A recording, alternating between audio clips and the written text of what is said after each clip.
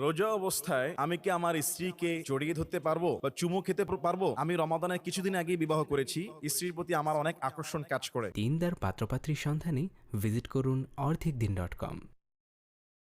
দেখুন, রমাদান মাসে রোজা অবস্থায় স্বামী স্ত্রী সহবাস করা যায় না, করলে রোজা ভেঙে যায়, এটা আমরা অনেকেই জানি। কিন্তু অনেকেই কনফিউশন থাকে যে স্ত্রীকে চুমু দেওয়া যাবে কিনা বা আদর করে জড়িয়ে ধরা যাবে কিনা রোজা অবস্থায়।